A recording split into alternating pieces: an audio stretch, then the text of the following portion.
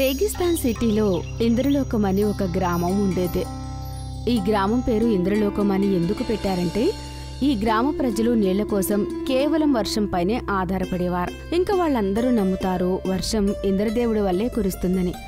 అందుకే అక్కడి గ్రామ ప్రజలు సంవత్సరంలో ఒకసారి ఇంద్రదేవుడి కోసం ఒక పెద్ద హోమం జరిపేవారు. మన గ్రామం రెగిస్తాన్లో ఉన్నా కూడా ఎంతో బాగుంటుంది కదా? అవును, ఇదంతా ఇంద్రదేవుడి దయ. లేకపోతే రేగిస్తాన్లో ఇంత విశాలమైన వాతావరణం నేనెక్కడా చూడలేదు, ఇంకా నేను ఎక్కడా వినలేదు కూడా. అవును, ఇది నిజమే చెప్పావు. ఇదంతా ఆ ఇంద్రదేవుడి వల్లే సాధ్యం. ఆయన ఆశీర్వాదాల వల్లే ప్రతి సంవత్సరం నిండుగా వర్షాలు పడుతున్నాయి. అందుకే ఈ ఎండిపోయిన రేగిస్తాన్లో కూడా మనకి నీళ్ల బాధ అస్సలుండదు. ఈ వారంలోనే ఇంద్రదేవుడికి ఒక గొప్ప హోమం జరగబోతోంది. మనం దానికి సంబంధించిన అన్ని ఏర్పాట్లు చేసుకోవాలి. అవును, సరిగ్గా చెప్పావు. అన్నీ సిద్ధం చేసుకోవాలి. కానీ ఇవాళ అన్నయ్యని కలవటానికి ఎయిర్పోర్ట్కి వెళ్ళాలి. ఆయన విదేశాల నుంచి ఈరోజు వస్తున్నాడు, కాబట్టి నేను ఎక్కడికి రాలేను. ఏమీ పర్వాలేదు, నువ్వు అన్నయ్యని తీసుకునిరా, నేనిక్కడ అన్ని ఏర్పాట్లు చూసుకుంటాను. సురేష్ అతని అన్నయ్యని తీసుకుని రావడానికి ఎయిర్పోర్టుకు బయలుదేరుతాడు. ఇంకా సుప్రియ హోమం పనులన్నీ చూస్తూ ఉంటుంది. సురేష్ కాసేపటి తర్వాత అతని అన్నయ్య మహేష్ని తీసుకుని తిరిగి గ్రామానికి బయలుదేరుతాడు. మహేష్ గ్రామానికి వచ్చి చాలా ఆనందంగా ఉంటాడు. అతనికి ఇక్కడ స్వచ్ఛమైన గాలి, స్వచ్ఛమైన నీరు, ఇంకా మంచి ఆకాశం కింద జీవించడం చాలా బాగా అనిపిస్తుంది. అరే వాహ్, నా గ్రామం చాలా అందంగా ఉంది. నేను అనవసరంగా కొన్ని సంవత్సరాల నుంచి విదేశాల్లో బాధపడుతున్నాను. ఎందుకన్నయ్య, మీకు విదేశాల్లో ఉండటం ఇష్టముండదా? అరే లేదు లేదు, అలాంటిదేమీ లేదు. కానీ అక్కడ ఆకాశం ఇంత స్వచ్ఛంగా అయితే ఉండదు. అక్కడ ఆకాశంలో 4 దిక్కులు కూడా మొత్తం పొల్యూషనే ఉంటుంది. అక్కడ ఫ్యాక్టరీల నుంచి వచ్చే పొగ, ఇంకా వాహనాల నుంచి వచ్చే పొగ, అంతా కూడా ఆ పొగతోనే నిండిపోయి ఉంటుంది. అక్కడ తాగడానికి వాటర్ బాటిల్స్, ఇక్కడ చక్కగా బావి నీళ్లు తాగొచ్చు. అది కూడా నిజమే. మన గ్రామం లాంటి చోటు ఇంకా ఎక్కడా కూడా దొరకదు. ఇప్పుడైతే నాకు కూడా అలాగే అనిపిస్తుంది. ఈ గ్రామాన్ని వదిలిపెట్టి వెళ్ళాలని నాకు అస్సలు అనిపించదు. మహేష్ ఇంకా సురేష్ అలా మాట్లాడుకుంటూ ఉంటారు. అప్పుడే సుప్రియ వాళ్ళ దగ్గరికి వస్తుంది. నమస్తే అన్నయ్య. నమస్తే, ఎలా ఉన్నావు? నేను బాగున్నానన్నయ్య, మరి మీరెలా ఉన్నారు? నేను కూడా బాగున్నాను. ఇంకా ఇక్కడికి వచ్చిన తర్వాత నాకు చాలా మంచిగా అనిపించింది. సుప్రియ చేతుల్లో ఒక సంచి ఉంటుంది. అందులో హోమానికి కావలసిన సామాను ఉంటుంది. అరే, నీ చేతుల్లో ఏముంది? అన్నయ్య, మన గ్రామంలో ప్రతి సంవత్సరం ఇంద్రదేవుడి కోసం ఒక పెద్ద హోమం చేస్తారు. ఇంకా ఈసారి కూడా అదే హోమం జరుగుతోంది.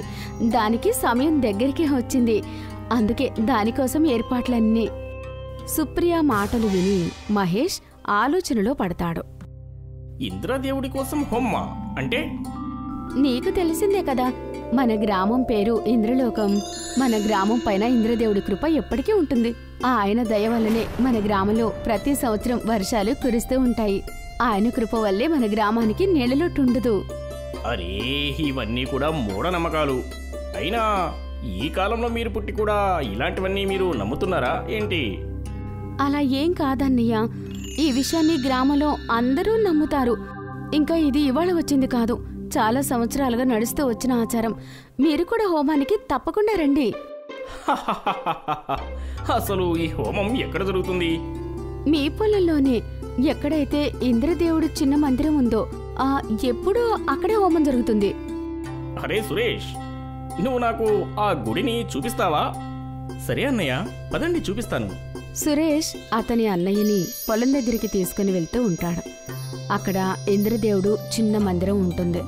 పొలానికి వెళ్ళిన తర్వాత మహేష్ ఆ గుడిని చూస్తుంటాడు. అవునా, అయితే మీ అందరి మూఢనమ్మకాలకు ఈ గుడేనా అసలు కారణం? మహేష్ ముందుకు వెళ్తాడు. ఇంకా అతని చేతులతో ఆ గుడిని విరగ్గొట్టేస్తాడు. మహేష్ అలా చేయడం చూసి సురేష్ చాలా భయపడిపోతాడు. ఏం చేస్తున్నావు అన్నయ్య? అరే, మూఢనమ్మకాలతో ఉన్న జనాన్ని బయటకు తెస్తున్నాను. చూస్తూ చూస్తూనే కాసేపట్లో మహేష్ ఆ మందిరాన్ని మొత్తం విరగ్గొట్టేసి ముక్కలు ముక్కలుగా చేస్తాడు. ఆకాశంలో ఇంద్రదేవుడు చూస్తాడు అతని మందిరాన్ని విరగ్గొట్టేశాడని. ఆయనకి చాలా కోపం వస్తుంది. ఇంకా మబ్బుల వైపు కోపంగా చూస్తాడు. దానివల్ల ఆకాశంలో చాలా వేగంగా మబ్బులు, ఉరుములు, మెరుపులు మెరుస్తున్న శబ్దం వస్తుంది. ఇంద్రదేవుడి కోపం వల్ల వర్షం చాలా వేగంగా కురుస్తూ ఉంటుంది. ఇంకా ఇంద్రలోకం గ్రామంలో చాలా జోరుగా వర్షం కురుస్తూ ఉంటుంది. దానివల్ల గ్రామం అంతా నీళ్లు నిండిపోతాయి.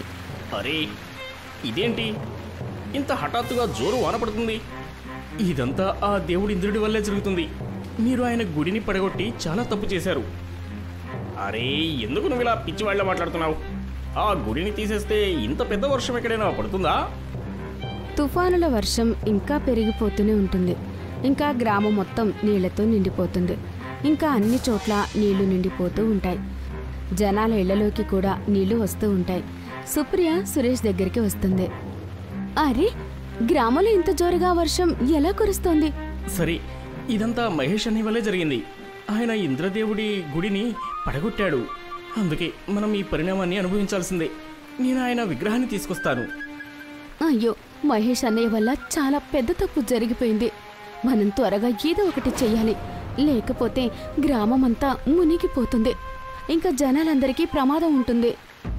సురేష్ ఇంకా సుప్రియ వాళ్ళ పొలం దగ్గరికి వెళ్తారు. ఎక్కడైతే గుడి విరగొట్టేశారు ఇంకా వాళ్ళిద్దరూ అక్కడ ఇంద్రదేవుడు మూర్తిని కింద పెట్టి ఆయన ముందర ప్రార్థన చేస్తూ ఉంటారు. హే ఇంద్రదేవా, మమ్మల్ని క్షమించండి. మహేష్ అన్న చేసిన ఒక్క తప్పు వల్ల గ్రామం అంతా శిక్ష అనుభవిస్తోంది. ఓ ఇంద్రదేవా, మా అన్నయ్య తరపున నేను క్షమాపణ అడుగుతున్నాను. ఆయన చిన్నప్పటి నుంచి కూడా గ్రామానికి దూరంగా ఉన్నాడు. కాబట్టి ఇలా మన గ్రామంలో హోమాలు, పూజలు అంటే ఆయన నమ్మడు. ఆయన్ని క్షమించండి. గుడిని మళ్ళీ నిర్మిస్తాం. నాకు ఒక మేస్త్రి తెలుసు. అతన్ని తీసుకుని వచ్చి ఇక్కడ ఆ గుడి కట్టమని చెప్తాను. సరే త్వరగా వెళ్ళి మేస్త్రిని తీసుకునిరా. సుప్రియ వెళ్తుంది. ఇంకా మేస్త్రిని తీసుకుని వస్తుంది. మేస్త్రి అక్కడే పాత చోటునే గుడి కట్టడానికి ఇటుకలు జోడిస్తూ ఉంటాడు. గుడి తయారవుతూ ఉండగానే వర్షం కూడా అలానే తగ్గుతూ ఉంటుంది. గుడి తయారవడం చూసి మహేష్ కూడా అక్కడికి వస్తాడు. అరే గుడి కడుతూ ఉంటే వర్షం కూడా తగ్గుతూ ఉంది. నేను చాలా తప్పు చేశాను. నేను ఇంద్రదేవుణ్ణి అవమానించి చాలా పెద్ద తప్పు చేశాను. నేను ఈ పాపానికి ప్రాయశ్చిత్తం చేసుకుంటాను ఇప్పుడు. గుడి కట్టిన తర్వాత మహేష్ స్వయంగా ఇంద్రదేవుడి మూర్తిని ఆ గుడిలో స్థాపిస్తాడు. ఇంకా చేతులు జోడించి ఇంద్రదేవుని ప్రార్థిస్తూ ఉంటాడు. ఇంద్రదేవా, నేను చాలా పెద్ద తప్పు చేశాను. నన్ను క్షమించండి. నన్ను ఈ గ్రామాన్ని క్షమించి తుఫాన్ నుంచి తప్పించండి. మహేష్ మందిరంలో మూర్తిని స్థాపించడం పైలోకంలో ఇంద్రదేవుడు చూస్తూ ఉంటాడు. దానికి ఆయన ప్రసన్నుడవుతాడు. ఇంకా అతని శక్తులతో వర్షాన్ని ఆపేస్తాడు.